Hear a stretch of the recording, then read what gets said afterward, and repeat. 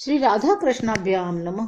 भगवान श्री कृष्ण की कथाओं का आश्रय लेने वाले भक्तजनों, मैं संध्या रानी महात्मा वेद व्यास जी एवं गुरुजनों की आज्ञा से श्रीमद् भागवत महापुराण के दशम स्कंद के 67वें अध्याय को प्रारंभ करती हूँ। अध्याय 67 द्विविध का उद्धार। राजा परीक्षित ने पूछा, भगवान बलराम जी सर्वशक्तिमान एवं सृष्टि प्रलय की सीमा से परे अनंत है। उन्होंने और जो कुछ अद्भुत कर्म किए हों उन्हें मैं फिर से सुनना चाहता हूँ। श्री सुखदेव जी ने कहा, परीक्षित, द्विविध नाम का एक वानर था। वह भौमासुर का सखा, सुग्रीव का मंत्री और मेंद का शक्तिशाली भाई था।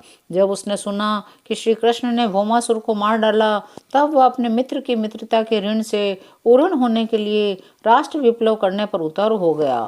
वह वानर बड़े बड़े नगरों, गांवों, खानों, अहिरों की बस्तियों में आग लगाकर उन्हें जलाने लगा।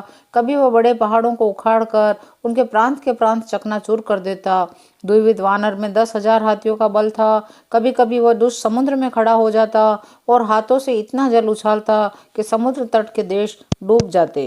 इस प्रकार वह देशवासियों का तो तिरस्कार करता ही था, कुलीन स्त्रियों को भी दूषित कर देता था।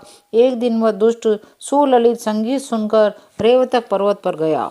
वहां उसने देखा कि यदुवंश शिरोमणि बलराम जी सुंदर युवतियों के झुंड में विराजमान हैं। उनका एक एक अंग अत्यंत सुंदर और दर्शनीय है। वक्ष स्तर पर कमल की माला लटक रही है। वह दुष्ट वानर वृक्षों की शाखाओं पर चढ़ गया, उन्हें झकझोर देने लगा। कभी स्त्रियों के सामने आकर किलकारी मारने लगता। युवती स्त्रियां स्वभाव से ही चंचल और हास परिहास में रुचि रखने वाली होती हैं। बलराम जी की स्त्रियां उस वानर की धिटाई देखकर हंसने लगी। अब वह वानर भगवान बलराम जी के सामने ही उन स्त्रियों की अवहेलना करने लगा। वह कभी उन्हें अपनी गुदा दिखाता, तो कभी भौहें मटकाता, कभी गरज तरज कर मुंह बनाता, घुड़कता। वीर शिरोमणि बलराम जी उसकी ये चेष्टा देखकर क्रोधित हो गए। उन्होंने उस पर पत्थर का एक टुकड़ा फेंका, परंतु द्विविध वानर ने उससे अपने को बचा लिया। झपट कर मधु कलश उठा लिया। बलराम जी की अवहेलना करने के लिए उसने मधु कलश को फोड़ डाला, स्त्रियों के वस्त्र फाड़ डाले और वह दुष्ट हंसने लगा।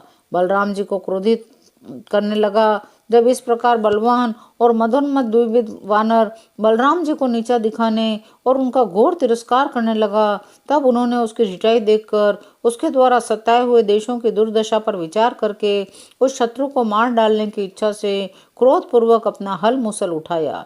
द्विविध भी बड़ा बलवान था। उसने अपने एक ही हाथ से शाल का पेड़ उखाड़ लिया। बड़े वेग से दौड़कर बलराम जी के सिर पर उसे दे मारा। भगवान बलराम पर्वत की तरह अविचल खड़े रहे। उन्होंने अपने हाथ से उस वृक्ष को सिर पर गिरते गिरते पकड़ लिया। अपने सोनंद नामक मुसल से उस पर प्रहार किया। मुसल लगने से द्विविध का मस्तक फट गया, खून की धारा बह निकली, परंतु द्विविध ने अपने सिर फटने की कोई परवाह नहीं की। उसने कुपित होकर एक दूसरा वृक्ष उखाड़ा। इस प्रकार द्विविध ने बार बार वृक्ष पर वृक्ष उखाड़े और भगवान बलराम जी ने भी उसे शतधा छिन्न भिन्न कर दिया। इस प्रकार वह उनसे युद्ध करता रहा। एक वृक्ष के टूट जाने पर दूसरा वृक्ष उखाड़ता और उससे प्रहार करने की चेष्टा करता।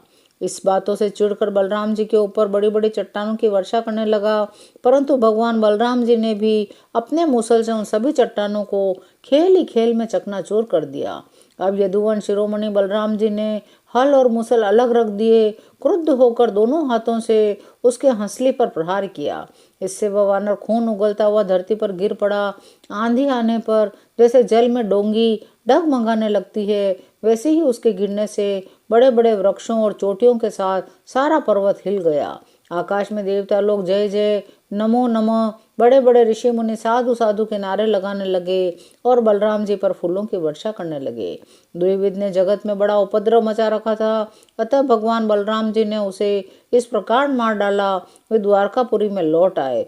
उस समय सभी पुरजन परिजन भगवान बलराम जी की प्रशंसा कर रहे थे। 67वां अध्याय यहीं विराम लेता है। शेष अगले अंकों में। जय श्री कृष्ण।